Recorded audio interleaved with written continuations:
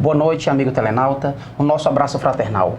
Por intermédio da TV Diário do Sertão, passamos a apresentar mais uma edição do programa Mensagem de Esperança. O programa Mensagem de Esperança é levado ao ar semanalmente e é de responsabilidade do Departamento de Divulgação Doutrinária do Grupo Espírita Os Sirineus do Caminho e tem como meta levar até você, amigo telenauta, mensagens de conforto, de paz e de esperança. Convidamos você, estimado telenauta, para refletirmos sobre a mensagem Vidas Sucessivas, de autoria do Espírito Emmanuel, psicografada por Chico Xavier. Não te maravilhes de te haver dito, necessário vos é nascer de novo. Jesus, João, capítulo 3, versículo 7. A palavra de Jesus a Nicodemos foi suficientemente clara. Desviá-la para interpretação descabidas pode ser compreensível no sacerdócio organizado, atento às injunções da luta humana, mas nunca nos espíritos amantes da verdade legítima. A reencarnação é lei universal. Sem ela, a existência terrena representaria turbilhão de desordem e injustiça. À luz de seus esclarecimentos, entendemos todos os fenômenos dolorosos do caminho. O homem ainda não percebeu toda a extensão da misericórdia divina nos processos de resgate e reajustamento. Entre os homens, o criminoso é enviado a penas cruéis, seja pela condenação à morte ou aos sofrimentos prolongados. A providência, todavia, corrige amando. Não encaminham os réus a prisões infectas e úmidas. Determina somente que os comparsas de dramas nefastos troquem a vestimenta carnal e voltem ao palco da atividade humana, de modo a se redimirem uns à frente dos outros. Para a sabedoria magnânima, nem sempre o que errou é um celerado, como nem sempre a vítima é pura e sincera. Deus não vê apenas a maldade que surge, a superfície do escândalo. Conhece o mecanismo sombrio de todas as circunstâncias que provocaram um crime. O algoz integral, como a vítima integral, são desconhecidos do homem. O pai, contudo, identifica as necessidades de seus filhos e reúne-os periodicamente, pelos laços de sangue ou na rede dos compromissos edificantes, a fim de que aprendam a lei do amor entre as dificuldades e as dores do destino, com a bênção de temporário esquecimento. O editorial desta semana diz respeito ao tema Leis da Vida. Não penseis que vim revogar a lei ou os profetas. Não vim revogar, vim para cumprir. Jesus, Mateus, capítulo 5, versículo 17. Não matarás, diz a lei. O texto não se refere, porém, unicamente à vida dos semelhantes. Não frustrarás as suponhas inadequadas, de vez que toda tarefa promove quem a executa, sempre que nobremente cumprida, não depiladarás a esperança de ninguém, porquanto a felicidade no futuro não é a mesma na experiência de cada um. Não destruirás a coragem daqueles que sonham ou trabalham em teu caminho, considerando que, de criatura para criatura, difere a face do êxito. Não aniquilarás com inutilidade o tempo de teus irmãos, porque toda hora é o agente sagrado nos valores da criação. Não extinguirás a afeição na alma alheia, porquanto ignoramos todos nós, com que instrumento de amor e sabedoria divina pretende mover os corações que nos partilham a marcha. Não exterminarás a fé no espírito, nossos companheiros, que lhe reteiam contigo, observando-se que As estradas para Deus obedecem às estruturas e às direções que variam ao infinito. Reflitamos no bem do próximo, respeitando-lhe a vida de uma forma. A lei não traça especificações ou condições dentro do assunto. Preceitua simplesmente: não matarás. Mensagem de esperança em seu momento musical apresenta a melodia Anjos, com o grupo Acorde.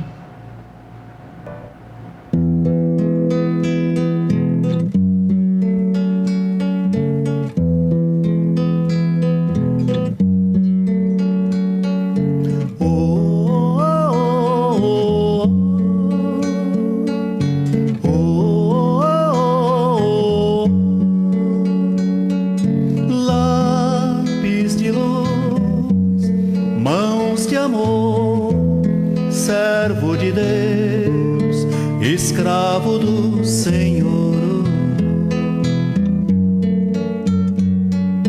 vida de bênçãos, amigo de Deus, alma singela, tão terna e bela, em torno da cruz, fiel é Jesus, excelso mestre do bem, emissário da luz, mensageiro do além, do além. Chico Xavier, cisco de Deus, de Deus,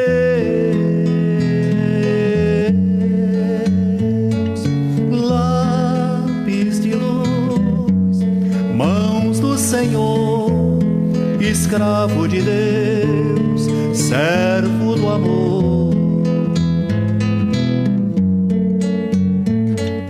Vozes do além, da verdade e do bem, falando aos seus ouvidos, a morte não existe, ante o mal luta, serve e resiste. Quem confia da felicidade não desiste. Em torno da cruz, um lápis de luz, na fé e na paz, fiel a Jesus, a Jesus. Chico Xavier, cisco de Deus, de Deus, lápis de luz, estrelas no papel, sinais do céu, cores do céu, rumos do céu.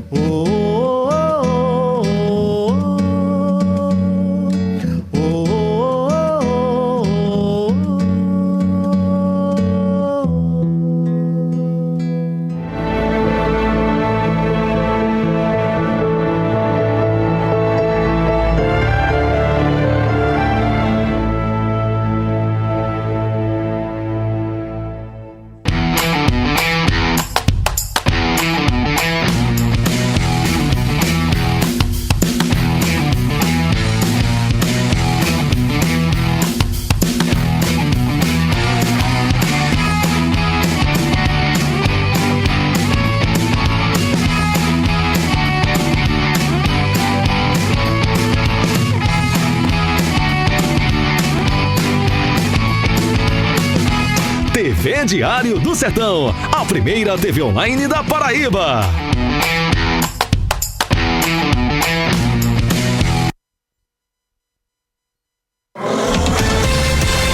O Sertão agora é notícia. TV Diário do Sertão.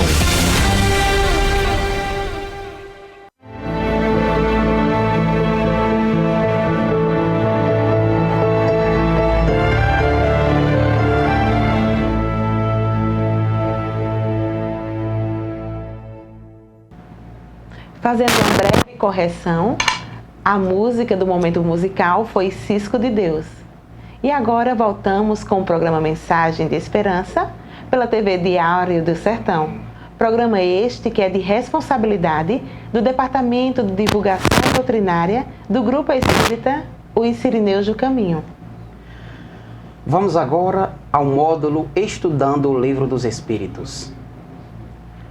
O estudo desta semana refere-se às questões 170 e 171. O tema é a reencarnação. O que fica sendo o espírito depois da sua última encarnação? Os espíritos respondem: Espírito bem-aventurado, puro espírito. Em que se funda o dogma da reencarnação? E os espíritos respondem a Kardec: na justiça de Deus e na revelação, pois incessantemente repetimos: o bom Pai deixa sempre aberta a seus filhos uma porta para o arrependimento. Não te diz a razão que seria injusto privar para sempre da felicidade eterna todos aqueles de quem não dependeu melhoramentos? Não são filhos de Deus todos os homens? Só entre os egoístas se encontra a iniquidade, o ódio implacável e os castigos sem remissão. E agora, amigo telenauta, o módulo Fatos e Notícias. Acontecimentos que foram destaque na mídia e que merecem uma reflexão espírita. E essa semana falaremos sobre suicídio, uma visão médica e espírita. Só existe um problema filosófico verdadeiramente sério: o suicídio. Julgar se a vida vale ou não a pena ser vivida e responder à questão fundamental da filosofia. Albert Camus, 1913 a 1960. A afirmativa acima é do Prêmio Nobel de Literatura de 1957 e se encontra no livro O Mito de Sísifo, cujo tema central é o suicídio. Se essa proposição parece exagerada, em sua essência guarda verdades que devem ser refletidas de forma séria e profunda. Não se pode negar que se não é o único problema filosófico verdadeiramente sério, é um dos maiores, levando-nos a pensar em questões fundamentais, como o sentido da vida humana e a continuação do existir. A Organização Mundial de Saúde, OMS, lançou em setembro de 2014 um suplemento intitulado Prevent Suicide, a Global Imperative, em tradução livre, prevenindo o suicídio. Um imperativo global. São as estatísticas mais recentes sobre o tema, referentes ao ano de 2012, as quais revelam a magnitude do problema. Naquele ano, 804 mil pessoas tiraram a própria vida, número que excede as vidas perdidas por homicídio e guerras, junto, e equivale a uma morte a cada 40 segundos. Nesse número, obviamente, não se contabiliza as tentativas, mas somente as mortes consumadas. Em termos de tentativas, tem-se uma a cada 2 segundos. Em números absolutos, o ranking dos países é liderado pela Índia, totalizando um número superior a 258 mil mortes. O Brasil ocupa a preocupante 8ª posição, com quase 12 mil suicídios por ano, média de 24 mortes por dia. Outros dados importantes, trazidos pela OMS, indicam que se trata da segunda causa de morte entre pessoas na faixa etária de 15 a 29 anos, ou seja, jovens em idade produtiva. Os dados também revelam que 75% de todos os suicídios de 2012 ocorreram em países pobres ou em desenvolvimento. Os números, assim, são imperativos em comprovar a importância do tema e de que se vive um verdadeiro problema filosófico e de saúde pública. Vamos aos comerciais, daqui a pouco a gente volta.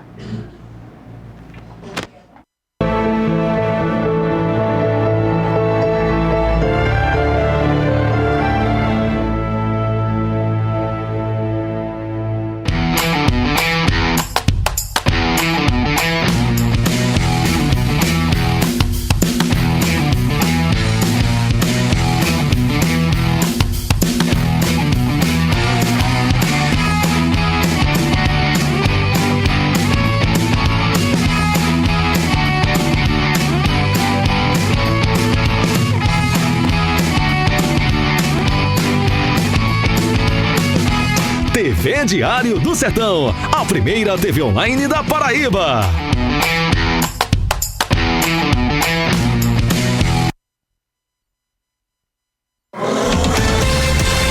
O Sertão agora é notícia.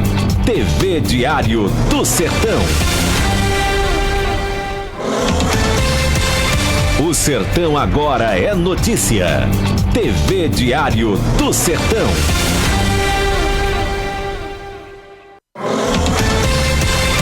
O Sertão agora é notícia. TV Diário do Sertão.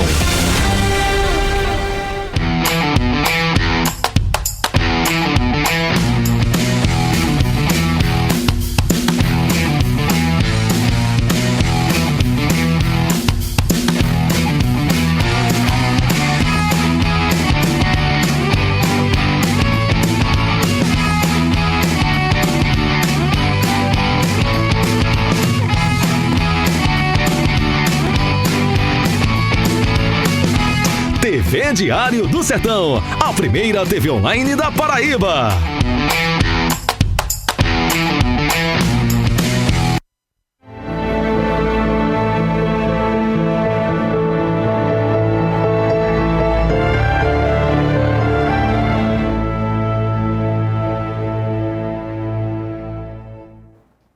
Voltamos mais uma vez com o programa Mensagem de Esperança e voltando ao tema suicídio, uma visão médico-espírita, que continua a matéria.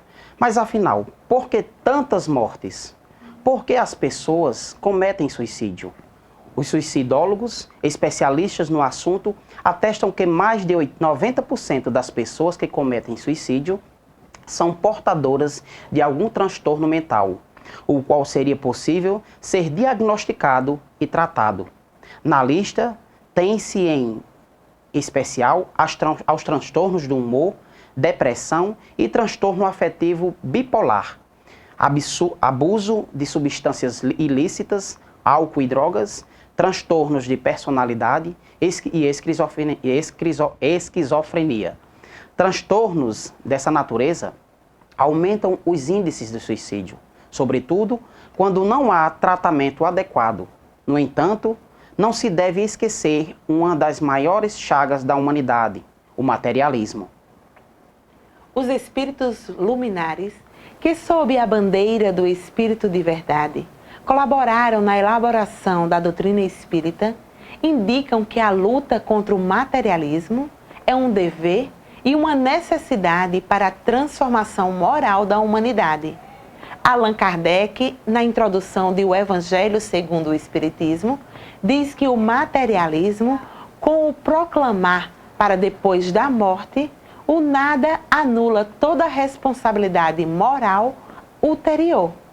Despertar o ser para sua verdadeira essência, indicando sua natureza espiritual, sujeita às leis de causa e efeito e à lei da reencarnação, é tarefa das mais relevantes e que descortinam um novo mundo e situam o homem como sujeito do seu destino na construção da felicidade.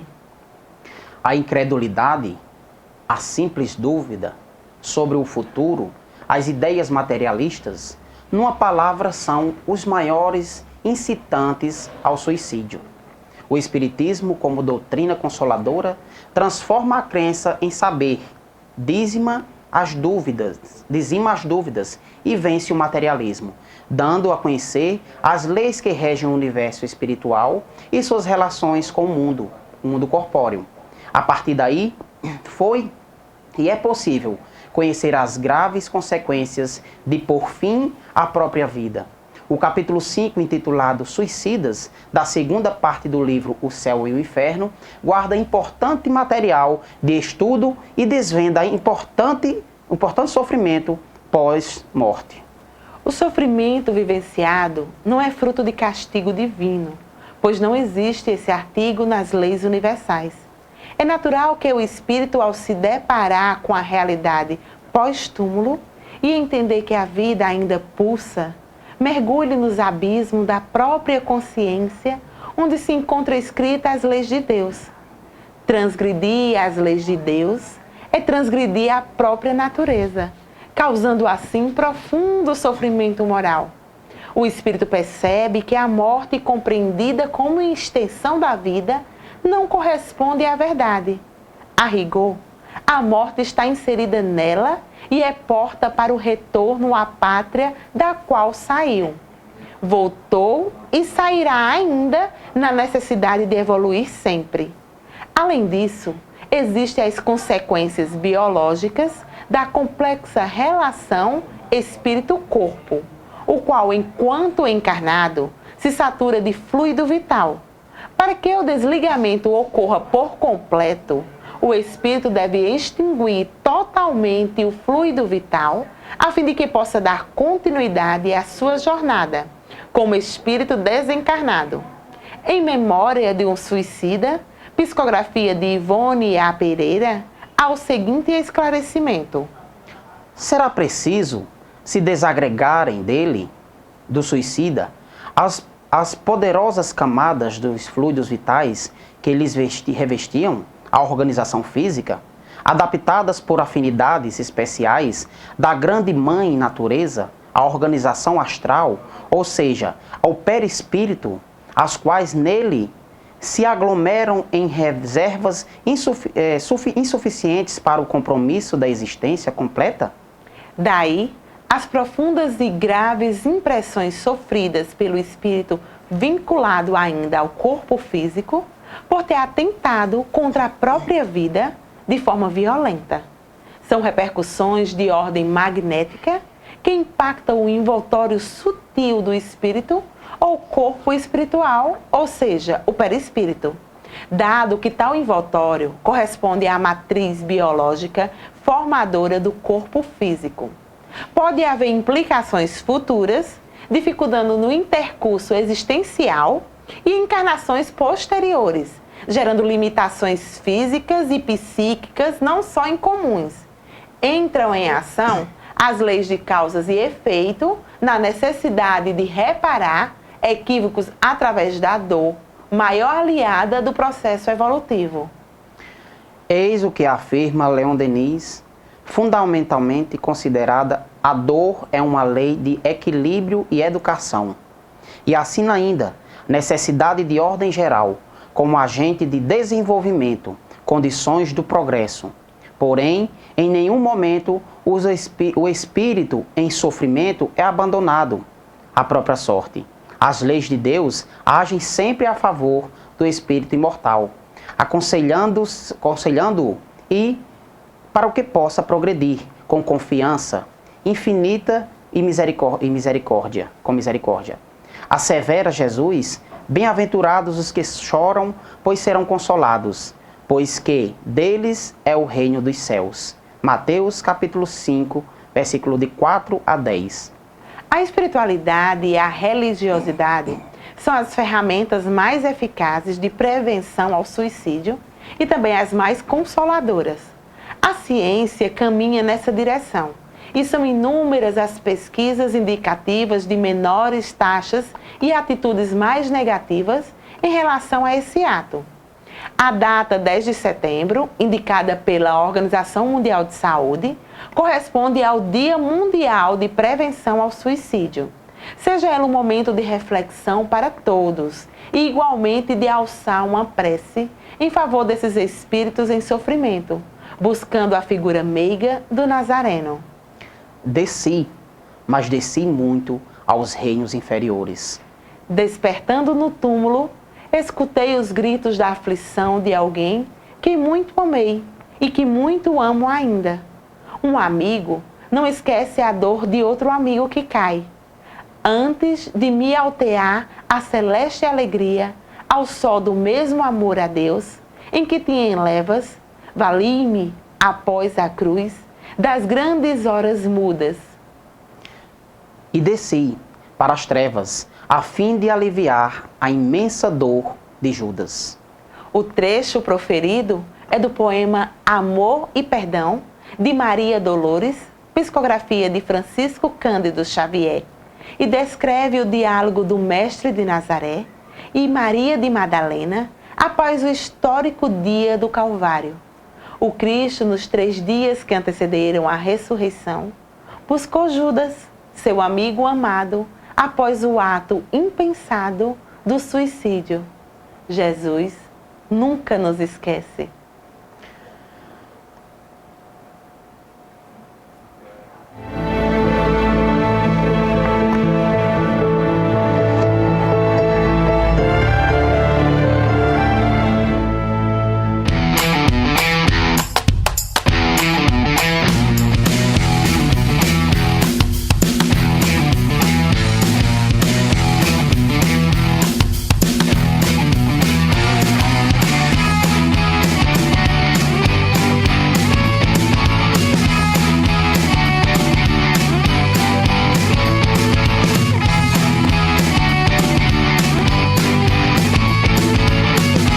TV Diário do Sertão, a primeira TV online da Paraíba.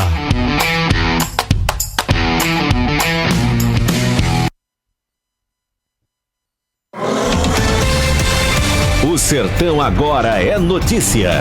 TV Diário do Sertão.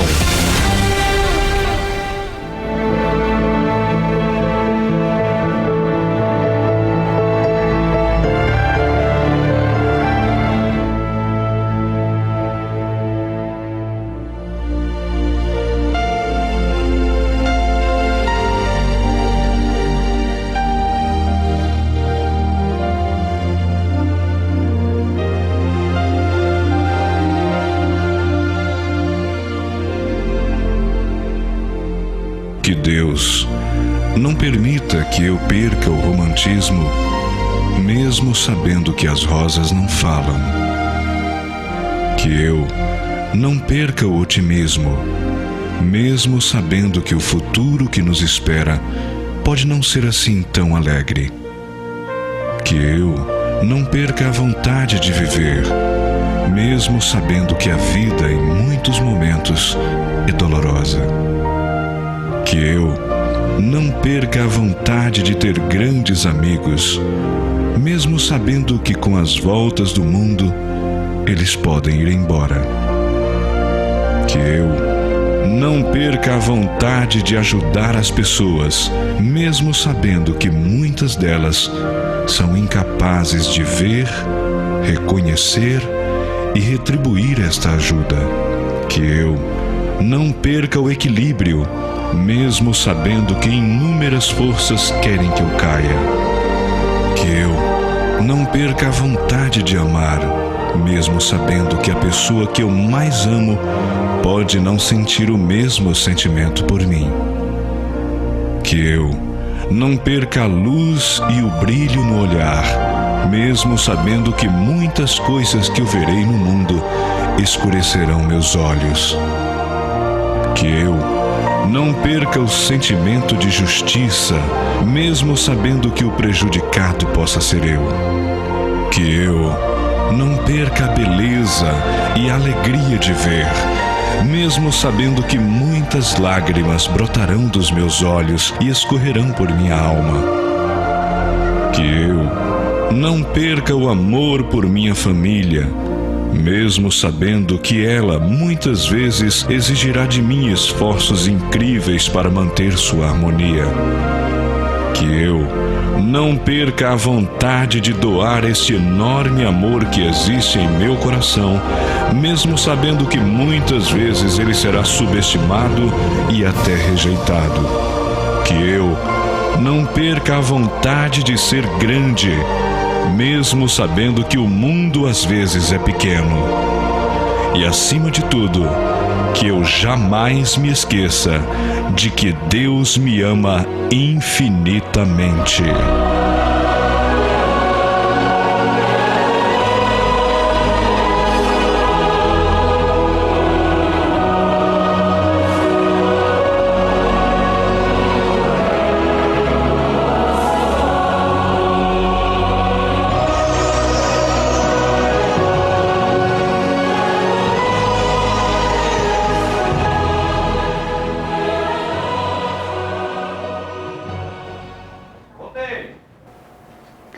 Voltamos com o programa Mensagem de Esperança. No programa Mensagem de Esperança, Joana de Ângeles responde. São perguntas e respostas sobre temas evangélicos, doutrinários, filosóficos, morais e de autoconhecimento. A pergunta desta semana é sobre sexo. E na pergunta diz: o sexo é uma necessidade natural? Quando ele passa a ser abuso, é prejudicial ao homem? E Joana de Ângeles responde: entre as necessidades sexuais normais, perfeitamente controláveis, e as ingentes exigências do condicionamento, aqui o indivíduo se permite por educação, por sociabilidade, por desvirtuamento, a fuga espetacular para os prazeres da função descabida do aparelho genésico, de cujo abuso só mais tarde aparecem as consequências físicas, emocionais e psíquicas, em quadros de grave comprometimento moral. Em todos os tempos, o desregramento sexual dos homens tem sido responsáveis por crises sérias do Estatuto das Nações, guerras cruéis que assolaram por povos, arbitrariedades cometidas em larga escala em toda parte, absurdos do poder exorbitantes, perseguições inomináveis, continuais, tragédias bem urdidas, crimes nefandos bem recebidos, os ingredientes básicos das distonias decorrentes ao sexo em desalinho, eito de maldições impostas, suplícios, em términos para quantos se lhe tornam aulicos subservientes. Continência, portanto, enquanto as forças do equilíbrio íntimo se fazem condutoras da marcha orgânica. Dietas salutar, enquanto o matrimônio não se encarrega de propiciar a harmonia indispensável para a jornada feita. O Grupo Espírita Os Sireneus do Caminho tem a seguinte programação voltada para o público em geral: o estudo do Evangelho e o atendimento fraterno às segundas e terças-feiras, a partir das 18h30. O estudo sistematizado da doutrina espírita, às quartas-feiras, a partir das 19h30. Reuniões públicas doutrinárias, às quintas-feiras, no horário das 20 horas. E a fluidoterapia, realizada às sextas-feiras, a partir das 19 horas. A evangelização espírita infantil aos sábados, a partir das 8h30. E o estudo básico de espiritismo aos domingos, às 19 horas. O endereço é Rua José Moreira de Figueiredo, número 309, por detrás do Hospital Regional de Cajazeiras. Vamos agora ao módulo Notícias do Movimento Espírita, que essa semana decorrerá sobre Festival Brasileiro de Cinema Espírita e Espiritualista. O Grupo Espírita Os Sireneus do Caminho, sediado em Cajazeiras, PB, Alto Sertão da Paraíba, está promovendo o primeiro Festival Brasileiro de Cinema Espírita e Espiritualista, entre os dias 17 a 19 de novembro de 2016. O projeto será realizado um festival de cinema no município de Cajazeiras, na Paraíba, evento de cunho informativo e competitivo que irá integrar o calendário cultural da região com realização do Grupo Espírita Os Sireneus do Caminho, através do Departamento de Divulgação Doutrinária Sirineus Web Mídias, CWM, em parceria com o Núcleo de Artes do Alto Sertão Paraibano, na ASP. A temática do festival será de filmes que visa divulgar a doutrina espírita, abrindo espaço para o posicionamentos das demais religiões ligados às vertentes espiritualistas cristãs. De cada uma das edições do evento será homenageado uma figura ligada à doutrina espírita. O objetivo principal é criar um festival de cinema que traga para o interior do estado da Paraíba uma grande amostragem do que de mais autoral e independente produzido no cinema brasileiro, com a inserção de conceitos ético espírita e espiritualista na sétima arte, no que diz respeito aos ensinamentos do Cristo, ajudando na divulgação da doutrina espírita e na formação de uma plateia mais consciente e aberta às discussões científicas, religiosas, filosóficas, em um município marcado historicamente pela religiosidade.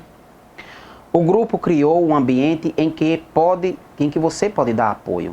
Os interessados podem acessar pela internet o site www.cartaz.me, primeiro Festival de Cinema Espírita e Espiritualista.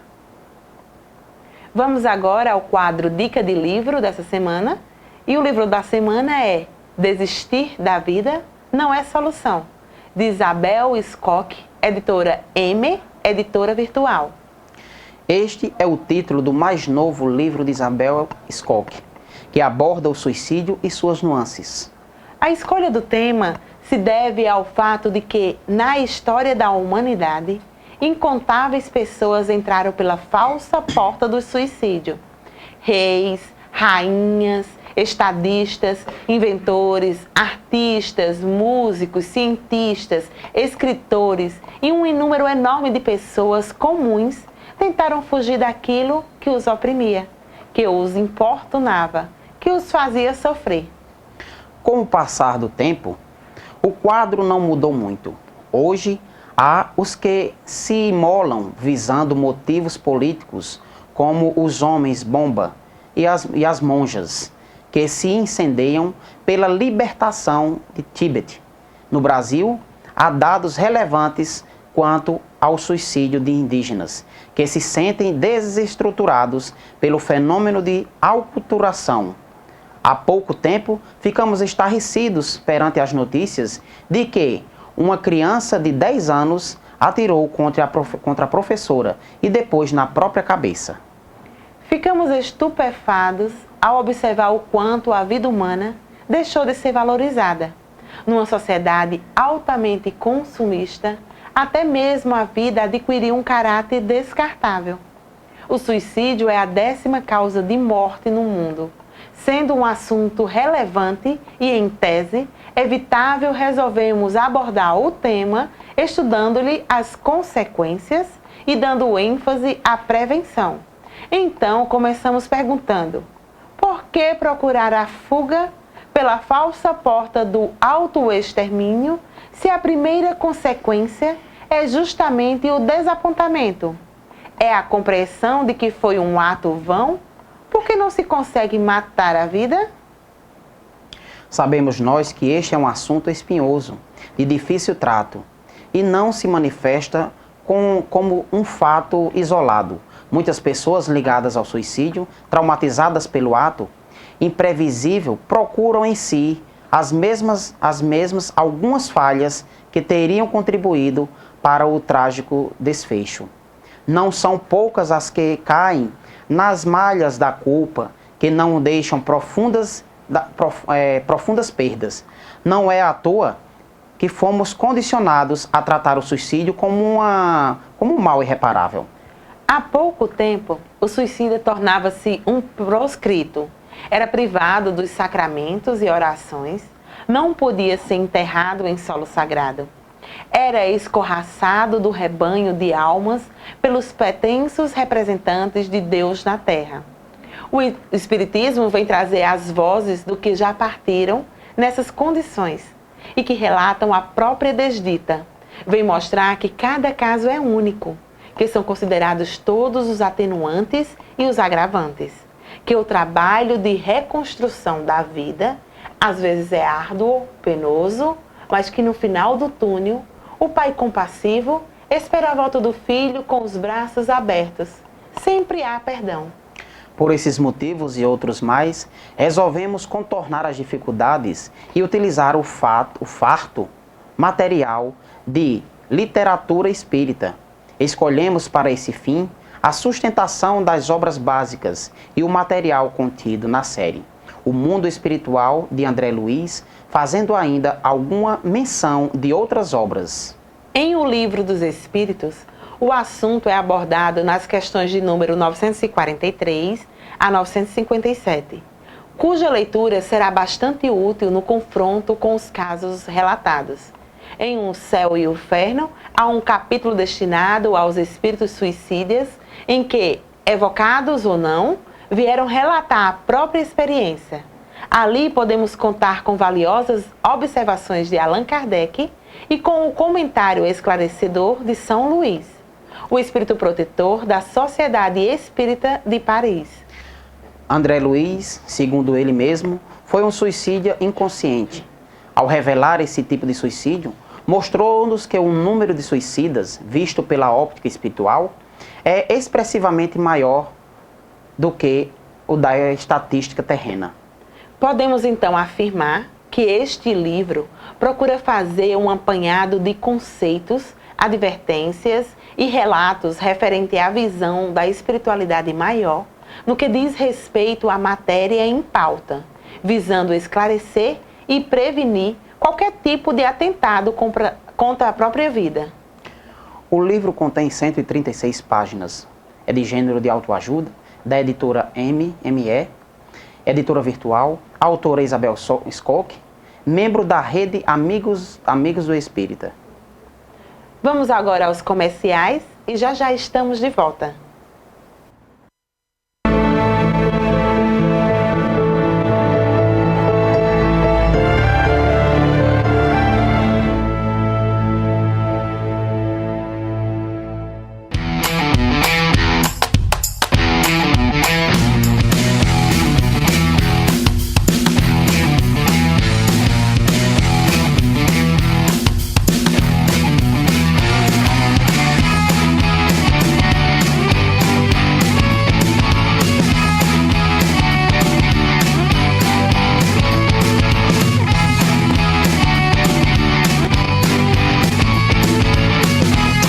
TV Diário do Sertão, a primeira TV online da Paraíba.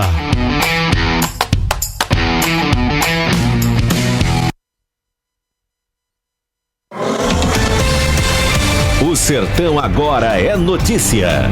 TV Diário do Sertão.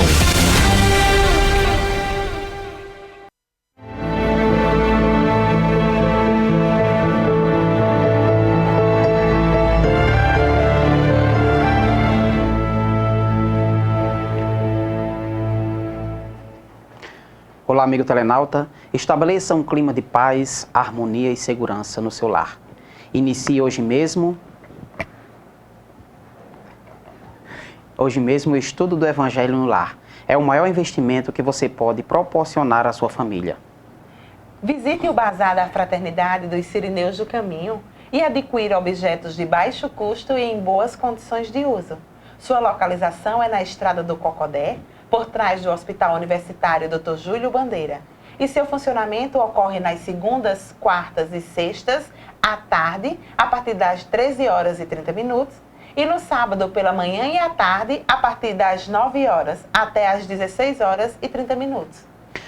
Quando despertamos para as verdadeiras razões do viver aqui na Terra, quando nos deparamos com os problemas do destino e da dor, quando nos vemos autoquestionando valores adotados pela sociedade, dentre outras variadas reflexões, sentimos falta de ensinamentos que nos deem norte seguro e confiável para seguirmos adiante, rumo a dias melhores. Antes de encerrar o programa de hoje, quero aproveitar para parabenizar o nosso amigo e companheiro de programa, Nelson Dantas, que hoje está completando mais uma data vitalícia. E em nome de todos que fazem o programa Diário do Sertão, desejamos a você, Nelson, toda a felicidade do mundo, que os bons espíritos estejam sempre a lhe induzir, a lhe intuir na caminhada correta, que essa caminhada seja bem fácil e que Deus, em sua infinita bondade e sabedoria, lhe ofereça tudo o que há de melhor. E muitos anos de vida, para continuarmos a fazermos o programa Mensagem de Esperança. Um forte abraço nesse dia. E encerrando o programa, desejamos muita paz e sabedoria a todos os nossos amigos telenautas e deixaremos vocês com o quadro Vidas e Valores, que trará para a sua vida esclarecimentos diversos sobre temas do nosso cotidiano. Esperamos que vocês se deleitem com a conversação de nosso amigo e orador e escritor espírita, Raul Teixeira. O tema dessa semana é Vida após a morte. Uma boa noite e até a próxima. Para falar um pouco mais sobre vida após a morte, nós convidamos o médium e conferencista espírita Raul Teixeira. Raul, morremos e a partir daí? Estamos num longo e profundo sono ou há alguma vida após essa morte? Não, Cláudia, a morte, ao contrário do que muita gente pensa, é a continuidade da vida. Aliás, é a própria essência da vida. Se não houver morte, a gente não tem noção de vida. A morte e vida são questões de contrastes. Do mesmo modo que nós falamos em noite e dia, em alto e baixo, em claro e escuro, nós falamos em morte e vida. Mas, em verdade, o que existe é vida no corpo físico e fora do corpo físico. Então, aquelas criaturas que estamos vivendo hoje no corpo físico, daqui a pouco mais estaremos vivendo fora desse corpo físico. Paulo de Tarso já dizia que vivemos na terra em corpos corruptíveis e no céu viveremos em corpos incorruptíveis, referindo-se a esse corpo espiritual que nós, os espíritas, chamamos de perispírito e que Paulo chamava de corpo espiritual ou corpo incorruptível. Vamos continuar a manter os contatos com os nossos seres queridos, vamos continuar com as dificuldades com aqueles com quem não tenhamos tanta afinidade, vamos continuar com a necessidade de crescer, de evoluir, porque Jesus Cristo nos disse que era necessário ser perfeito como o Pai Celestial é perfeito. Como isso não pode acontecer de repente numa única vida, até porque nem todos nós vivemos muito tempo numa única vida, pessoas que nascem e morrem, outras vivem algumas horas, alguns dias, poucos anos, e mesmo que vivêssemos 100 anos, 150 anos, o que é que a gente aprende para sermos como Deus ou nos aproximar de Deus nesse período? Obviamente que é importantíssimo que tenhamos essa visão de que depois da morte as coisas não se acabam, porque a morte é apenas o final do corpo físico. Nós saímos dos corpos, mas não saímos da vida. E por causa disso, depois da morte, só há vida. Bom, se aqui na Terra estamos aqui para melhorar, para evoluir, e no mundo espiritual, evoluímos também lá? Evoluímos primordialmente no mundo espiritual, porque é o mundo normal primitivo, é o mundo das realidades. Tudo que se passa no mundo Terra, nos planetas materiais, são as irrealidades. É como se nós estivéssemos trabalhando num laboratório para aprendermos aquilo que vamos fazer de fato na nossa vida. Estamos realizando na Terra a experimentação da teoria apreendida. Então, se a gente aprende que a lei divina é a lei do amor, a gente vem para a Terra para aprender a viver a lei do amor, por exemplo. E essa lei do amor se espraia sob diversas angulações. Você vai viver a lei do amor no trato com a sua família, na educação dos seus filhos, no respeito ao seu esposo, ou esposa, ou sua mulher. Você vai viver a lei do amor na relação com seus empregados, com seus funcionários, com seus patrões, com seus colegas de trabalho.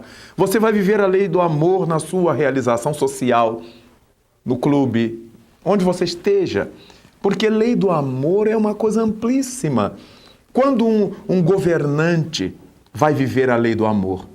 Quando ele coloque-se a serviço do bem coletivo que ele jurou no ato da posse.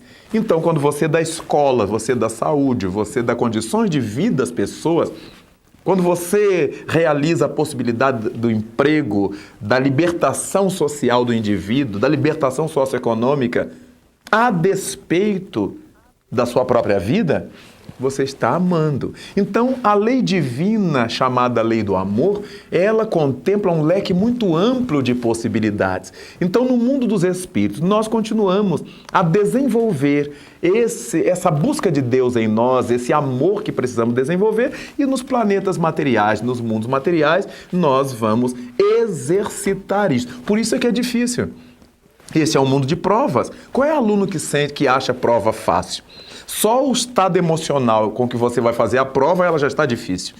Por mais que você tenha estudado tudo, sabido tudo, mas é uma prova. Só o nome. Só o nome. Já assusta. Não é? E quando se fala de expiação, que é a condição da terra, então a provação significa aquele estágio em que você está necessitando fazer aprendizados novos. Você tem que aprender novas coisas, fixar aprendizados. E a expiação é aquele estágio em que você resgata dívidas morais, acerta-se com a lei da consciência, paga débitos contraídos com as leis da vida. Então, a expiação é que nos leva a sofrer, a resgatar, a enfrentar essas lutas morais, mas a provação é que faz com que a gente, ao aprender determinada coisa, seja testado nesse aprendizado feito. As religiões estão aí na Terra com essa finalidade, deveriam estar com essa finalidade, de nos fazer entender a importância de viver no mundo a lei do amor, a lei de justiça, a lei de caridade, a lei de sociedade. O difícil, Cláudia, não é morrer, não é ir para o mundo espiritual. O difícil é estar aqui. Como para qualquer aluno, o difícil não é estar na sua casa, com seu pai, sua mãe, seus irmãos, onde ele põe os pés para cima, fica à vontade. O difícil é viver no meio dos outros, obedecendo regras, sabendo que ele não pode fazer tudo que ele quer, mas tem que fazer tudo que ele deve. As pessoas à sua volta cobram seu respeito, cobram seu enquadramento. Então essa é a vida no mundo. Nós estamos numa escola. Estamos exatamente aprendendo a crescer para Deus, a nos libertar como seres espirituais desencarnados ou como seres espirituais encarnados. Raul, depois que morremos, encontramos ou reencontramos os nossos amigos, os nossos parentes, as pessoas queridas de imediato e também nossos inimigos ou pouco amigos? Indubitavelmente. Imediato? De imediato, não, mas a gente vai encontrando. É como você chegar de uma grande viagem. Você, a princípio, encontra aqueles que estão lhe esperando no aeroporto, no porto, na estação, mas depois, com o dia a dia, você encontra aquele na rua, você encontra aquele ali, alguém lhe chama por telefone, não é? Você vai à feira, vai ao mercado, vai aqui, vai encontrando as pessoas. Quando nós chegamos no mundo espiritual, ocorre a mesmíssima coisa. Há aqueles que vão nos esperar no pórtico da vida espiritual. Aqueles que sabiam que nós iríamos desencarnar e que foram fazer a comissão de frente, a comissão de recepção para nos receber.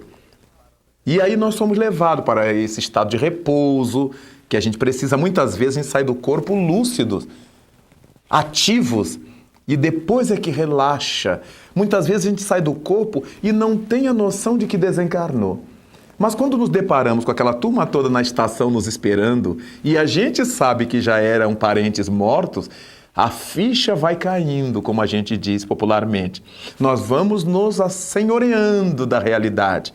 E esses nossos seres queridos vão tratando de pouco a pouco nos informar, nos confirmar que nós já não fazemos parte da vida corporal.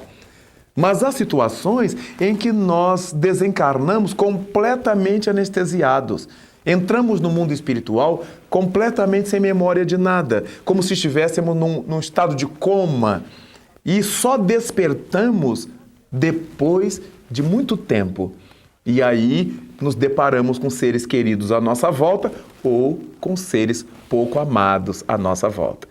Alguns que nos bendizem, alguns que nos fazem cobranças. Alguns que nos recebem bem e outros que nos hostilizam. Isso em função da nossa sementeira deixada no mundo. Há intrigas no mundo espiritual? Muitas intrigas no mundo espiritual.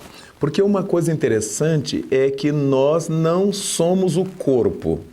Nós somos o ser espiritual e usamos um corpo para habitar os planetas materiais. Um corpo físico. E no mundo dos espíritos nós viveremos num corpo energético, num corpo fluídico, como a gente queira chamar. Num corpo espiritual. Mas aquela criatura que tem por costume fazer intrigas, fazer o tititi, elas continuam fazendo isto. É por isso que muitas entidades da sombra se aproveitam de encarnados invigilantes e começam a pôr-lhes na mente intrigas contra terceiros. E de repente, você não sabe por quê, começa a desconfiar mal de alguém. Dentro de você, aquilo é uma realidade. Como se tivesse nascido de você aquela certeza, quando ela está sendo recalcada, induzida, inspirada por entidades intrigantes, entidades fofoqueiras, diríamos assim. Então, o indivíduo não se santifica porque saiu do corpo. O indivíduo não vira santo, não fica um anjo porque morreu. Nós saímos do corpo, repito, mas não saímos da vida. E desse modo, aquilo que a gente desenvolvia aqui, nós vamos continuar fazendo no mundo espiritual. Há uma grande diferença. É que aqui, a massa das pessoas gosta desse tititi, alimenta esse tititi. E quando chegamos na pátria espiritual, nós vamos ficando tão isolados no nosso tititi que vamos nos sentindo infelizes. Porque as entidades benfeitoras, nossos anjos guardiães, não nos dão guarida nesses estágios. Então nós vamos ficando nas mãos de quem nos sevicia, de quem nos explora. E essa exploração nos causa sofrimentos. E vamos aprendendo a deixar de falar mal, de pensar mal, de querer o mal, pela própria experiência de autossofrimento. De maneira que a grande diferença é que o mundo em que nós vivemos, o mundo terra, ainda é um mundo onde o mal sobrepuja. Então, se alguém falar mal de você comigo, é bem capaz que eu goste, porque eu fiquei superior a você, eu descobri uma fragilidade sua, eu passo, de certa maneira, a controlar a sua vida. Mas quando eu vou evoluindo, eu me dou conta de que não me interessa saber seu lado negativo. E se algum dia eu souber, é para lhe ajudar e não para tirar proveito disto, para explorar a imagem negativa sobre você. Raul, no caso dessas mortes coletivas, um acidente aéreo, uma catástrofe ambiental, o que acontece logo após esses acidentes? Essas pessoas, esses espíritos todos, chegam também coletivamente no mundo espiritual? Chegam todos juntos? Enfim, eles se encontram de imediato? Como é que isso funciona? É muito interessante, Cláudia, porque nós diremos que eles chegam todos juntos ao mundo espiritual. Porque o mundo espiritual não é um lugar para onde a gente vai tomando uma condução, etc. Como a gente aqui, será que vamos chegar todos juntos ao Rio de Janeiro, a São Paulo, saindo de Brasília? Não, depende se eu for de ônibus, depende se eu for de avião, depende se eu for de carro ou a pé.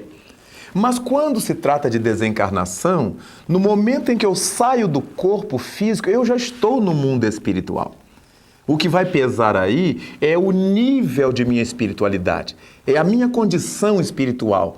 Essa é que vai dizer se eu vou travar contato imediato com os meus benfeitores, com meus amigos, com meus familiares ou com os meus adversários, meus inimigos, as pessoas às quais eu fiz mal. Seria uma espécie de meio de transporte? Exatamente. Conforme o seu grau de evolução espiritual. Meu grau de evolução. Chega-se mais rápido, ou tem-se esse contato mais rápido ou não? Ou não. Ou eu posso me sentir feliz com aquela saída do corpo, livre de uma tormenta que a vida me causava, ou mais atormentado ainda, por uma razão muito curiosa. Quando nós estamos reencarnados, quando estamos no corpo, todos os problemas que a gente vive, o corpo, de certa maneira, é um quebra-luz. Se eu estiver com muita dor de cabeça, eu tomo um comprimido, vou dormir e pronto, e passa. Mas no estado espiritual, quando eu já não tenho um corpo físico, eu sofro tudo intensamente, sem possibilidade de abafar. Sem esse quebra-luz que o corpo representa, sem esse abajur que o corpo representa. Então, eu chego ao mundo espiritual, quer dizer, eu entro nessa outra dimensão sentindo o frio moral que eu criei para mim ou a calidez, a tepidez que eu criei para mim. Nesse caso, então, Raul, especificamente esse caso que você citou, a morte não é uma libertação? Obrigatoriamente não. A morte é uma libertação para quem viveu se libertando. A morte é uma escravização para quem viveu se escravizando. Quem é que vive se libertando, quem é que vive se escravizando? Vive se escravizando a pessoa que põe todas as suas fichas nas coisas que vão ficar aqui. O meu valor maior é meu carro, é minha casa, é minha mulher, é meu marido, é meu filho, é meu isso, é meu aquilo. Obviamente, na hora que eu tenho que deixar para trás tudo isto, eu estou escravizado. Eu estou numa tormenta sem tamanho.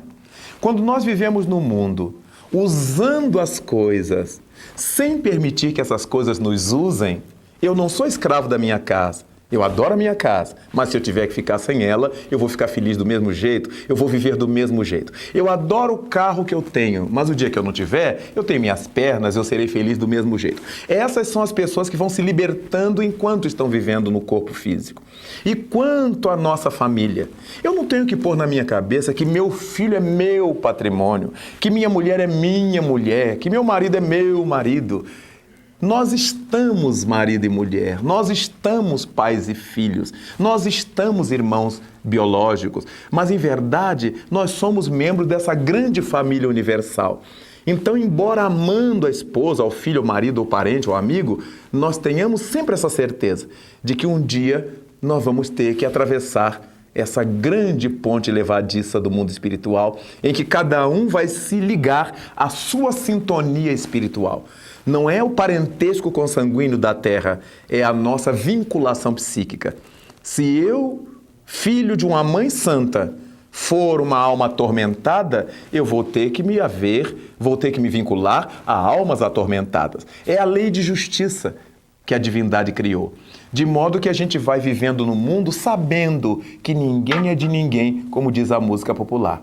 E a partir disto aí, nós aprendemos a amar as pessoas sem desejar possuir as pessoas, sem desejar ser donos das pessoas. E isso nos liberta fundamentalmente. Raul, muito obrigada por mais essa entrevista.